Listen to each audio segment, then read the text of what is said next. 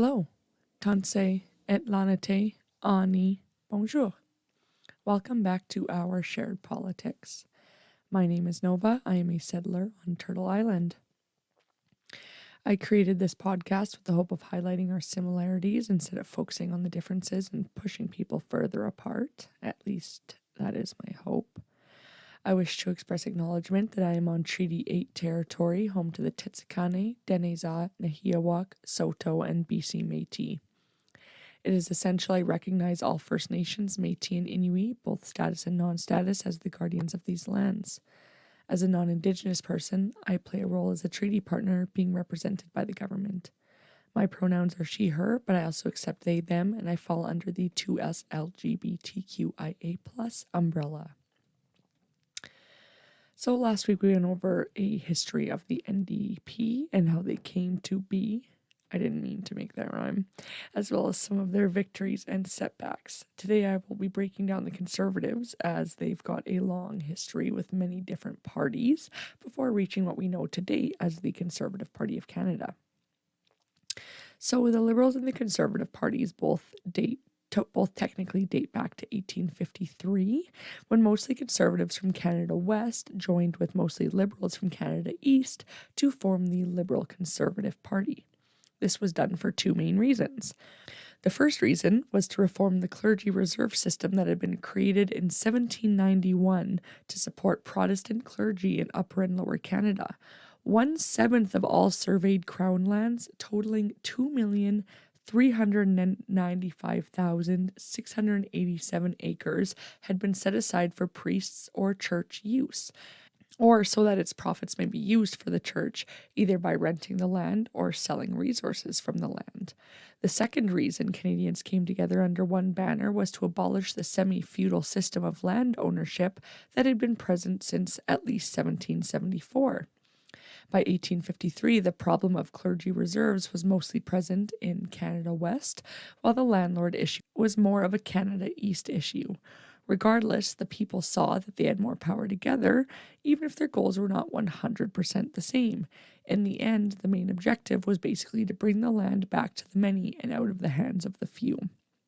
However, I do want to say that it was white men and white people who were part of these parties right from the very beginning. Indigenous people, as they did not have enfranchisement and could not vote, they were not part of these political parties. So as much as I like to talk about bringing the land back to the hands of the people, it's not to the hands of the right people.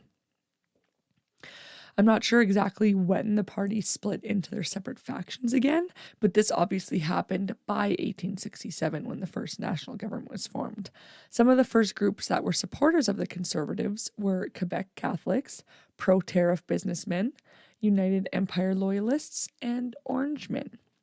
Initially, the Cons were against free trade and instead sought high tariffs against imports from outside the British Empire. When John A. Macdonald died in 1891, his party began to unravel as the Catholic Québécois and the anti-French, anti-Catholic British imperialists fought amongst themselves. This tension continued well into the First World War, as most Québécois, as well as pacifists, and some farmers, workers, socialists, and immigrants were against Canada's involvement in what they deemed as a foreign, particularly British, conflict. As the Federal Liberal Party at the time was more focused on continentalism and opening trade with the USA, there was a faction of Liberals known as Liberal Unionists. The Conservatives at the time attempted to merge their party with the Unionists. However, most Liberal Unionists decided to simply rejoin the Liberals under their new leader. One main reason for this decision was that farmers were particularly against the Tory tariff policy, as they were pro-free trade, and the conscription crisis squelched any remaining Conservative supporters in Quebec for generations. On top of the Unionists backing out of the coalition, remaining Conservatives were upset at what they had seen as an attempt to destroy the Conservative Party from within. The Conservatives came in third behind the Liberals and Progressives, and in 1922, they decided to revert to their original name of Liberal Conservative Party. You will soon learn throughout this episode that the Conservatives love a good rebranding. Arthur Meighen, who I discussed in episode 3, was defeated soon after taking office and forced into a new election. During the election, the Liberals took leadership again under William Lyon Mackenzie King. The Liberals had campaigned on Canadian nationalism, while the Conservatives had, quote, exuded British imperialist pride, end quote.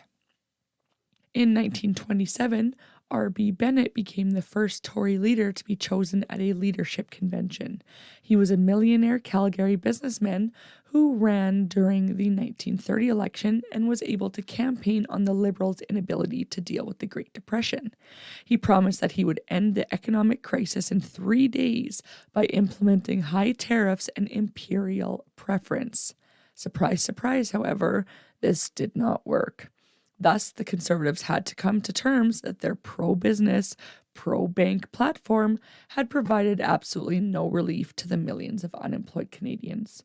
Canadians began to view the Conservative Party through a lens of hatred, ridicule, and contempt, and car owners who could not afford gasoline began using horses to pull their vehicles, deeming them Bennett buggies.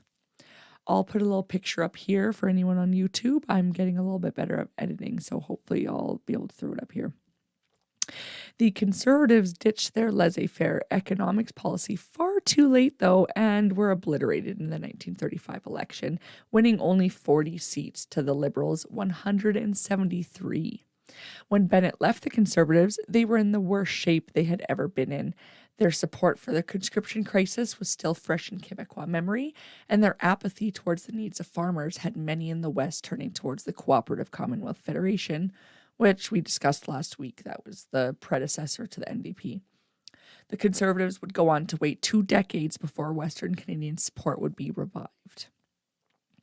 In 1938, another rebranding happened. We're at 3 now?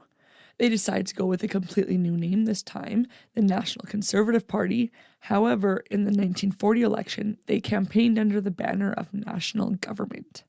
This was done with the pretext of forming a wartime national unity government, which is when a group of MPs from all different parties decide to campaign together and is usually done during a time of national emergency.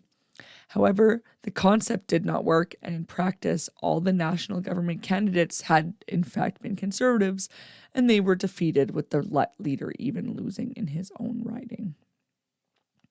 After this, the Conservatives decided to go back to Meighen, but he was unable to even enter the House of Commons and lost to the CCF in a by-election for a seemingly safe Conservative seat in Ontario. During this time, the Conservatives were also, again, pro-conscription, which only further pushed Quebec from the Tories. The Conservatives then decided to completely pivot, and in 1942, they asked the Premier of Manitoba, who was leading under the Progressive Party banner, to run for leadership of the Tories.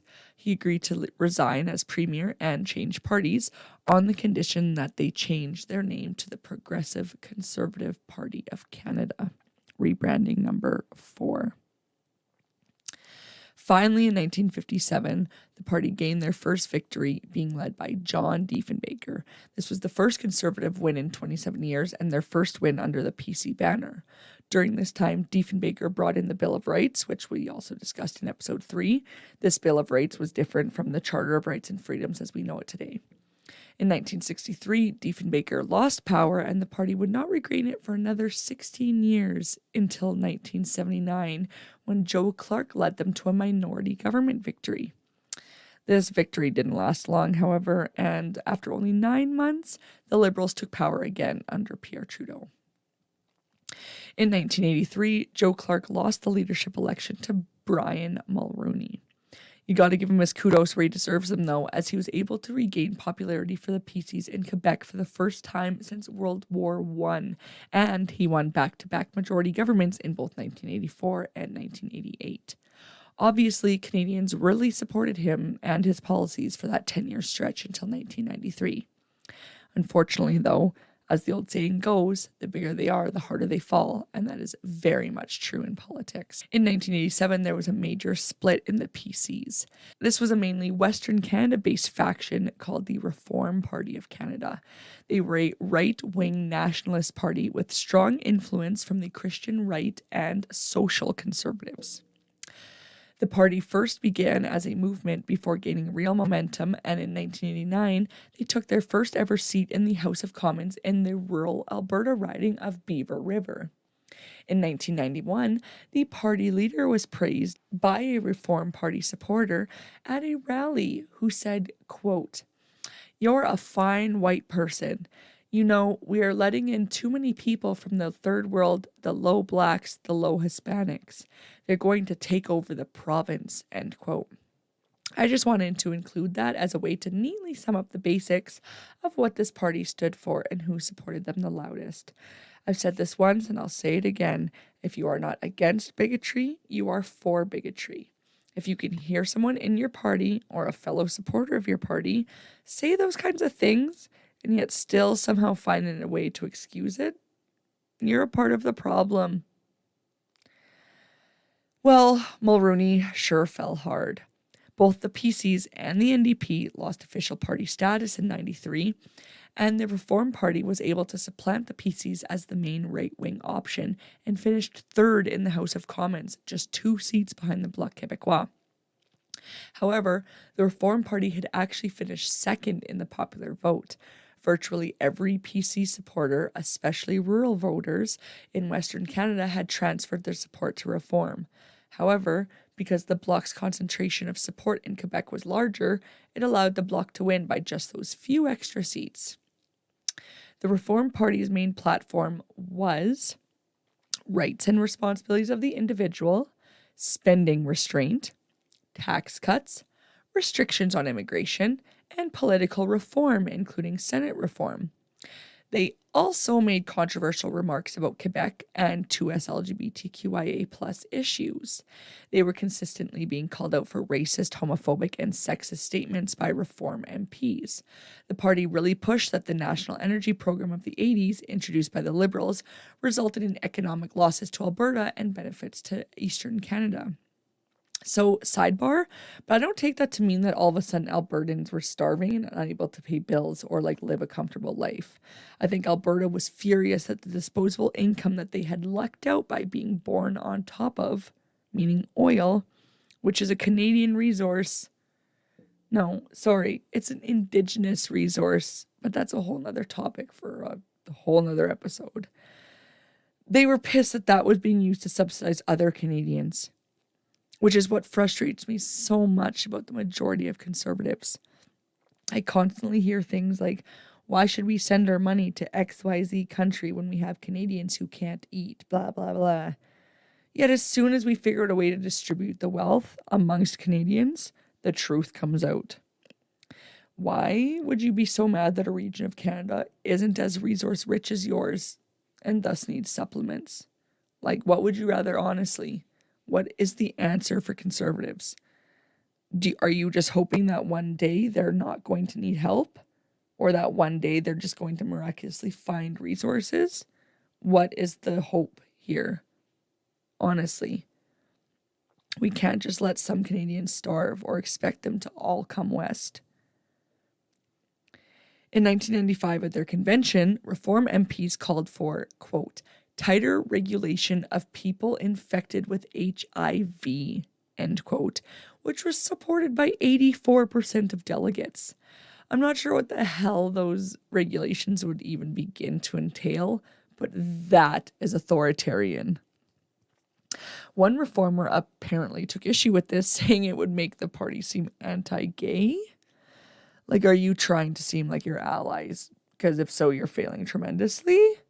This is exactly what I mean by if you're not against bigotry, you're for it. How are you a literal Reform MP and you're acting like your own party isn't homophobic? Did you just wake up today and realize that you're somehow an MP of an extremely far-right party? Make it make sense, please.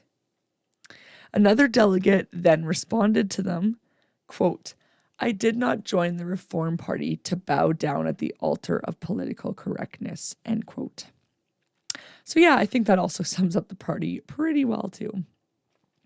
In 1996, a Reform MP gave a newspaper interview in which he stated that, quote, Store owners should be free to move gays and ethnics to the back of the shop or even fire them if their presence offends a customer, end quote.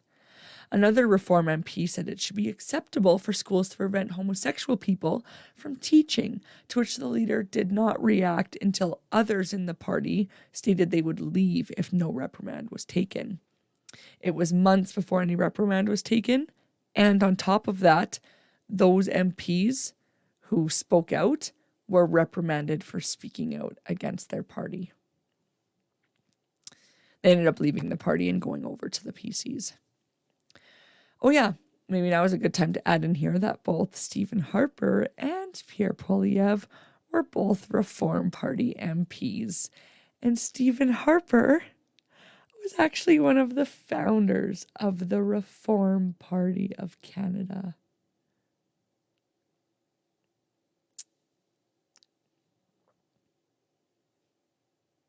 I don't even know what to say there. I have so many little quips I want to get in, but I'm trying so hard to be as unbiased as I can here during this episode because this is a conservative heavy episode. And it's hard when you read some of these facts come out. At this point, I don't give a fuck about what he did for the economy or what their plans were for the economy. We cannot continue to build an economy on the backs of the marginalized. And I'm so tired of hearing that our prime ministers were directly complacent in just that. You'd think that by 2003, 2006, 97, all these different years, you'd think that by then we would have figured it out. But no, we hadn't. We probably still haven't, seeing how Pierre Poutine is the leader of the Conservatives now. In the 1997 election, they decided to run candidates in every single province and territory. This was slightly successful as they were able to just gain a few more seats to become official opposition, but they were unable to take full power and still hadn't convinced many Central and Atlantic Canada voters to support them. Many voters on the right were calling for party reunification again, and the leader of the Reform promoted a new movement called United Alternative, because remember, the Reform Party had started with just a movement. In 2000, the party voted to dissolve in favor of a new party, rebranded, again, for the fifth time, as the Canadian Conservative Reform Alliance, most commonly known as the Canadian Alliance, which I very briefly touched on in episode 5.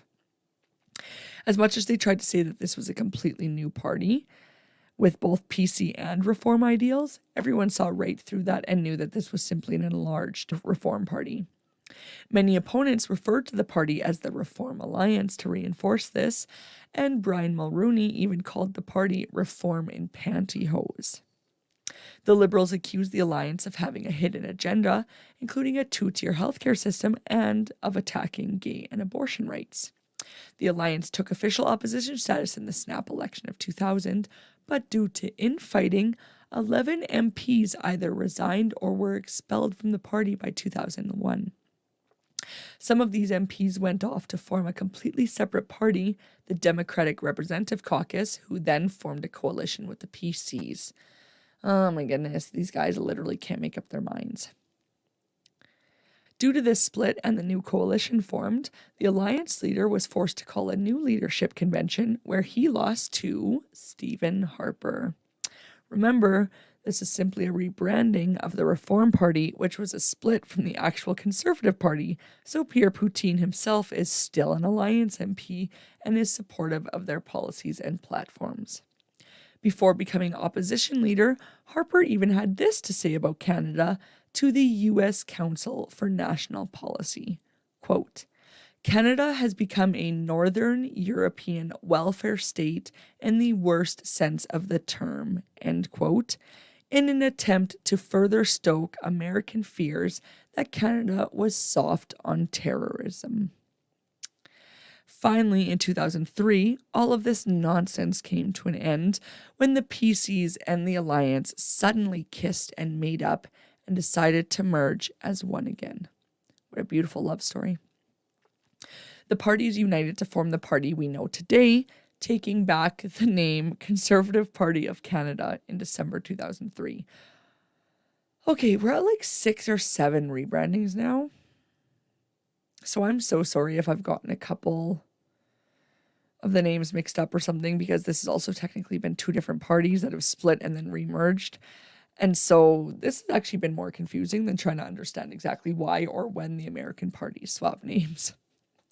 So Stephen Harper was the leader of the Conservative Party of Canada. The Conservative Party is, well, in my opinion, fundamentally anti-science, whether that be physical or social. Take environmental sciences, for instance, with the belief that global warming isn't real, or medical science with the belief that puberty blockers are irreversible or that they can wait to be implemented until after 18, or even economics with their long-held faith in Reaganomics and that soon enough, trickle-down economics will indeed work, and we just need to give that top 1% enough tax breaks to see it happen. Sorry, that's my little anti-conservative rant for this episode. In the recession of 2007 to 2008, the Conservative government introduced the Economic Action Plan, which included $20 billion in personal income tax cuts and $40 billion of infrastructure investments to attempt to stimulate the economy for a forecasted 1% growth and to create close to 200,000 jobs.